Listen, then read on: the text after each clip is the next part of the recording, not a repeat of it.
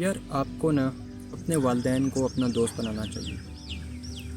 आपको वालिदैन से दूर नहीं होना बल्कि उन्हें अपना दोस्त बनाना है।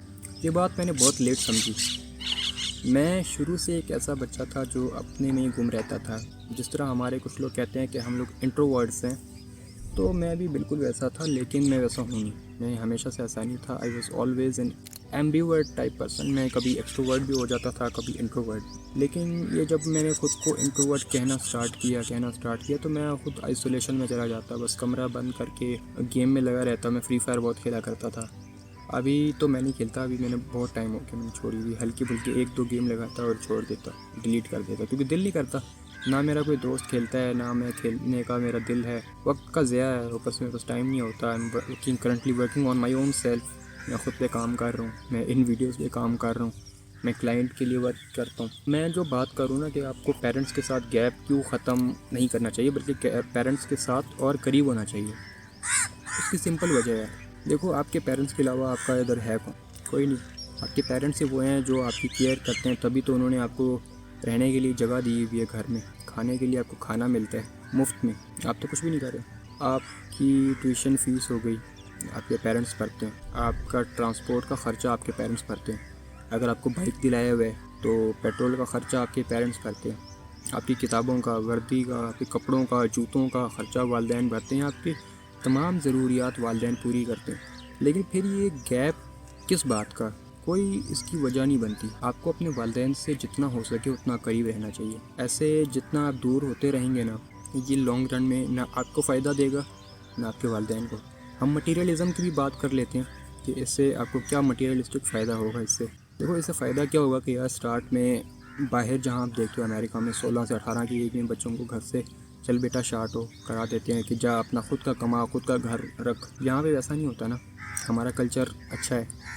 जब तक हम 30 के नहीं होते तब तक पेरेंट्स हमारे साथ होते हैं। 30 तक भी लोग होते नहीं कमा रहे होते तो वालिदैन ने अपने साथ रखा होता है, अब्बा खिला रहे होते हैं। इस वक्त में ये जो है ना आपका बहुत ज़्यादा आपको बेनिफिट दे सकते हैं। हाँ, इससे ये नुकसान है कि बच्चे जो हैं अपने वालिदैन पर डिपेंडेंट ही होकर रह जाते हैं, ख़ुद कामचोर निकम्मे निकट्टू हो जाते हैं। लेकिन इसका जो एडवांटेज है वो क्या है कि आप रेंट नहीं पे करोगे, आप पानी बिजली गैस का बिल नहीं दोगे, आप घर के सौदे सर्फ का जो है बिल नहीं दोगे, आप ख़ुद पे ध्यान दोगे। You have all the time to think about yourself. इन तमाम चीज़ों की परेशानी आपके वालिद साहब लेंगे, वो टेंशन लेंगे। आपने सिर्फ अपनी कमाई पे ध्यान देना है।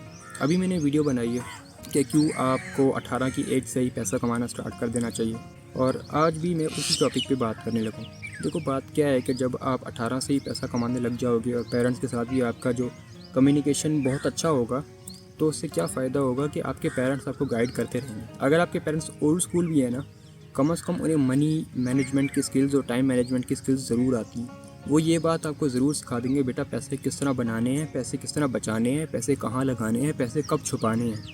ये बात वो सिखा देंगे। भले उन्होंने ख़ुद उतना कुछ ना किया हो, लेकिन उनका लाइफ एक्सपीरियंस इतना तो है ना, उन्हें इतनी समझ है कि पैसा कहाँ हमें किस वक्त लगा देना चाहिए था जिससे फ़ायदा हो सकता है, पैसा कहाँ हमें किस वक्त निकाल लेना चाहिए था जब हमें उसका फ़ायदा हो सकता था, या कब हमें उसे सेव करके रख लेना चाहिए था। ये तमाम स्किल्स आपको आपके पेरेंट्स सिखाते हैं। तो पेरेंट्स के साथ गैप जो है ना, बहुत जितना कम हो सकता है उतना कम रखो। अपने जो है मनी मेकिंग पे ध्यान दो। आप जितना ज़्यादा पैसा कमाओगे अपने पेरेंट्स को भी दोगे, पेरेंट्स का भी ख्याल रखोगे, और आपकी जो स्किल्स हैं वो शार्पन होती रहेंगी। आपके पेरेंट्स के साथ जब आप करीब होगे तो आपका बॉन्ड अच्छा होगा। और तमाम जब आपको मुसीबत आ जाती है तो आप किसके पास जाते हो? अपनी माँ के पास जाते हो, अपने अब्बू के पास जाते हो कि बाबा देखो मुझे ये इशू हुआ है, मेरे कॉलेज में ये इशू है, मेरे स्कूल में ये इशू है। लेकिन जब आप पैसा कमाने लग जाते हो फिर कहते हो कि नहीं भाई, अब मेरे पेरेंट्स टॉक्सिक हो गए हैं, या अब मुझे वालिदैन की ज़रूरत नहीं है, या मेरे वालिद ने मेरे से कम्युनिकेशन गैप रखा। चलो देखो, ताली जो है ना दोनों साइड से बचती है। आप खुद अपनी तरफ से मेहनत नहीं कर रहे और आप कह रहे हो कि आपके वालिद साहब ही आपके लिए सब करें, ऐसे नहीं चलता। आपने ख़ुद भी मेहनत करनी है और अपने अब्बू को भी या अपनी वालदा जो हैं उनको भी करीब करने, अपने बहन भाइयों को भी सिखाना है। आप जो करने लगे हो, आप अगर घर के बड़े हो, जिस तरह मैं घर का बड़ा हूँ, तो आपने ज़िम्मेदारी लेनी है, या कम से कम 30% जो है ना घर की ज़िम्मेदारी आप पे होनी चाहिए। 70% आपके अब्बू संभाल लेंगे या आपकी वालदा संभाल लेंगे।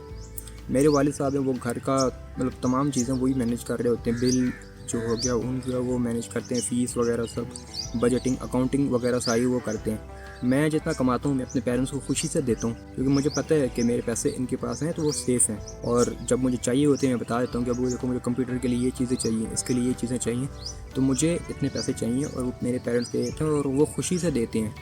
ये नहीं है कि यार मुझे शर्मिंदगी होती है। क्यों शर्मिंदगी मुझे नहीं होती अपने पेरेंट्स से मांगते हुए, क्योंकि मैं खुद कमा रहा हूँ, आई एम अर्निंग, और फिर मैं वही खुशी से अपने वालिदैन को दे रहा हूँ। हमारा कम्युनिकेशन गैप नहीं है। हाँ थोड़ा बहुत होता है वो, आप आजकल का टाइम ऐसा है कि बच्चों में कम्युनिकेशन गैप होता है वालिदैन के साथ, लेकिन मेरा उतना नहीं है। मैं वालिदैन से जो है डायरेक्ट बात करता हूँ, जो बात करनी होती है उन्हें बता देता हूँ। तो आप भी अपने वालिदैन से करीब हो, जितना करीब रहोगे ना आपका अपना फ़ायदा है। देखो मटेरियलिस्टिक फ़ायदा मैंने इस वीडियो में बताया है कि मटेरियलिस्टिक बेनिफिट आपको क्या होगा जब आप पेरेंट्स के करीब होगे। बाकी तो इमोशनल आपको पता है कि जब भी आपको मुसीबत आती है पेरेंट्स के पास आते हो, वही मैंने पॉइंट दोबारा दोहरा दिया।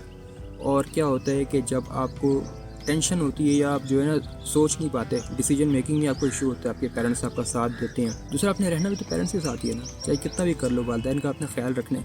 इस्लामिकली अगर आप मुसलमान हो तो हमें तो अल्लाह ने हुक्म दिया है कि अपने वालिदैन के साथ अच्छा सलूक रखना है, अच्छे अखलाक से पेश आना है। जब वो बुज़ुर्ग हो जाएँ, बूढ़े हो जाएँ, तो उन्हें उफ़ तक नहीं कहना।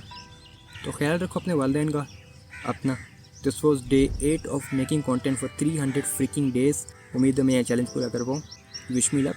सो अगर आपको ये वीडियो अच्छी लगी, यू कैन स्टिक टू इस चैनल। मैं मिलूँगा आपसे फिर किसी वीडियो में।